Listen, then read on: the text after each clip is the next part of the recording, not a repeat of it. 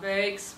Tātad dvēsele ir mazs visuma modelis, kas atspoguļo tā kārtību savā iekšienē. Mūks te atsaucas uz 18. gadsimta zviedru mistiķu un zinātnieku Emanuelu Svēdenborgu, kas cilvēku skata kā dievu liktās kosmiskās kārtības miniatūru kopiju, un otrādi visumu uzbūvu atspoguļo cilvēku ķermeni. Mūks uzskata, ka Svēdenborgs tiecies pārvarēt rietumu cilvēkam raksturīgo duālismu. Te jāpiebilst, ka Svēdenborgam ik viens notikums norisinās vienlaicīgi materiālajā un garīgajā pasaulē.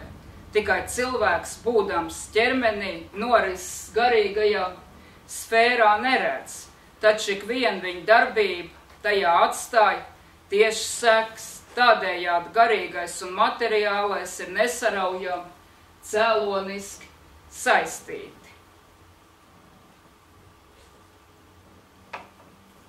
Un raugoties pasaules garīgās domas kontekstā, šī problēma ietver tā saukto filozofijas pamatjautājumu, kas formulēts 19.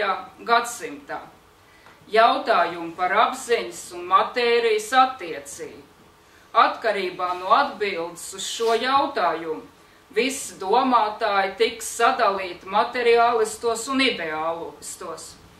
Mūsdienu filozofiskā doma šo filozofijas pamatjautājumu parasti uzskata par atceltu, jo zinātnei attīstoties ir saprasts, ka ik viena matērija nes sevi informāciju, tātad garīgo principu. Savukārt apziņa, kā enerģijas veids, ir arī materiāli. Piemēram, pētījumu kvantu fizikā apstiprina, ka mikrodaļiņu plūsma ir tieši atkarīga no zinātnieka eksperimentu veicēja gribas. Tātad apziņa piedalās matērijas procesu veidošanā. Līdz ar to starp apziņu un matēriju nav novelkama stingra robeža. Protams, pat ja viss ir vienlaikus gan garīgs, gan materiāls, tomēr pastāv kvalitatīva atšķirība starp galdu un cilvēka garu. Roberts Mūks šai problēmai pieskars, runājot par tā saucamo hermenētisko apli. Citēju: visu, ko mēs redzam, nosaka veids, kā mēs skatāmies. Šai sakarā zīmīgi, ka arī dabas zinātņu atklājums šķiet atbilst Svēdenborga un seno mistiķu uzskatiem. Citāta beigas. Un te jāpiebilst, ka grāmatā nopublicēts nevis atbilst, bet neatbilst. Acīm redzot, kļūda radusies manuskriptu pārrakstīšanas gaitā uz datoru, ko autors noteikti nebūs darījis pats. Un šeit tātad var redzēt šo vārdu fizisku zinātņu atklājumu, šķiet atbilst Svēdenborga un seno mistiķu uzskatiem. Manuskripts pierāda, ka te domāts atbilst. Un pēc tālākā satura jau gan var secināt, ka te apstiprināta atbilsme. Tomēr jautājums, vai ik viens lasītājs iedziļinās tekstā tā, lai to konstatētu. Un turpina citātu. Apgalvojums, ka makroskopiskajā līmenī pasauli un veids, kādā to uztveram un par to domājam, ir nešķirām, nozīmē, ka hermenētiskais aplis attiecas ne tikai uz mākslu, teoloģiju un filozofiju, bet arī uz tā saucamo tīro zinātni. Citāta beigas. Un šeit nonāks līdz problēmai, vai cilvēks spēj vairāk vai mazāk redzēt pasauli tādu, kāda tā reāli objektīvi pastāv, un vai tā reāli un objektīvi pastāv neatkarīgi no mūsu redzējuma, vai arī mūsu redzējums iespaido tās pastāvēšanu. Uz šiem jautājumiem filozofijas vēsturē tikušas dotas visdažādākās atbildes, krītot pat galējībās. Rietumu filozofijā izplatīts ir apgalvojums, ka cilvēks par objektīvi esošajām lietām vispār neko nevar pasacīt. Viņš kaut ko var pateikt tikai par savu lietu uztveri. Kants izšķīra lietu par sevi kā cilvēkam nepieejamu un lietu cilvēku uztverē.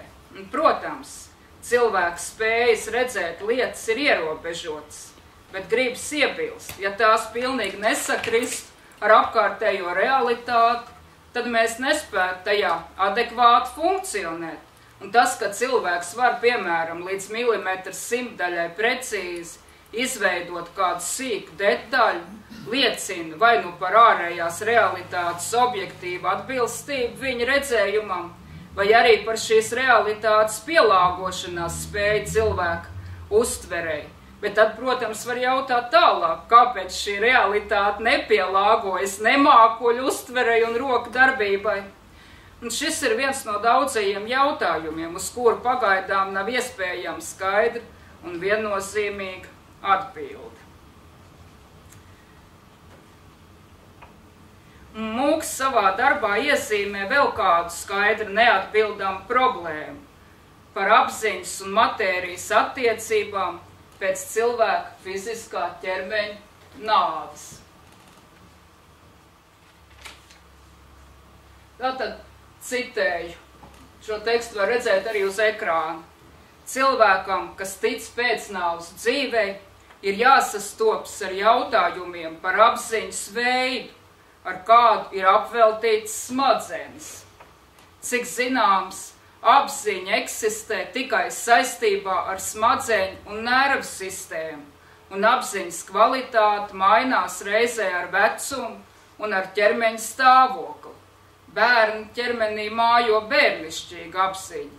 Ķermenim attīstoties, novecojot, notiek arī pārmaiņas apziņā. Kāda veida apziņa turpinās pēc nāves, vai tā būtu tā pati apziņa, kas eksistēja pirms nāves, apziņa, kas iespējams kļuvusi plānprātīga, vai varbūt tā ir vidēji vecuma apziņa. Uz šiem jautājumiem nav atbildes. Citāta beigas. Un zinātniski pierādīt atbilžu uz to vismaz pagaidām nav. Tomēr ideja vēsturē ir mēģinājums skaidrot šo problēmu. Materiālisms māca, ka domas, līdz ar to arī apziņa, ir smadzeņu produkts. Smadzenēm pārtraucot darbību, arī apziņa tādējādi vairs nevar eksistēt. Tomēr tas rāda jautājumu, kā apziņas pazušana savienot ar enerģijas nezūdāmības likumu, jo apziņa ir enerģija. Un vienīgais, ko materiālisms te var atbildēt, šī enerģija piedalās cilvēka ķermeņa sadalīšanās procesos, taču tas savukārt nozīmē apziņas izdalītās garīgās enerģijas reducēšanu uz tīri fizikālu primitīvu darbību, kas ir gluži cits dabas un rakstura.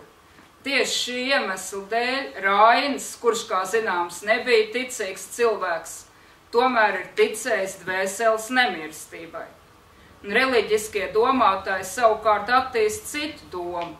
Neviens nav spējis pierādīt, ka smadzenes patiešām ir mūsu apziņas avots. Smadzenes ir tikai tās izpausmes forma, it kā trauks, caur kuru saturs iegūst ārējo veidolu. Ja šī izpausmes forma tiek satriekta vai bojāta, apziņa vairs nespēja ārēji realizēties. Bet tas nenozīmē, ka tā nepastāv vai ir zaudējusi savus iekšējās kvalitātes. Arī Roberts Mūks citviet, runājot par Jungu, atzīst, ka apziņa ir tikai viena un pat mazākā psihiskas daļa, kuru kā salu okeānā ietver citu psihiskas slāņu, individuālā un kolektīvā neapziņa, jeb zemapziņa.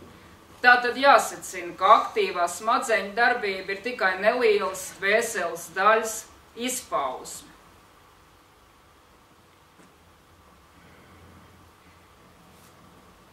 rietumu reliģiskajā tradīcijā apskaidrot dvēseli pēc nāves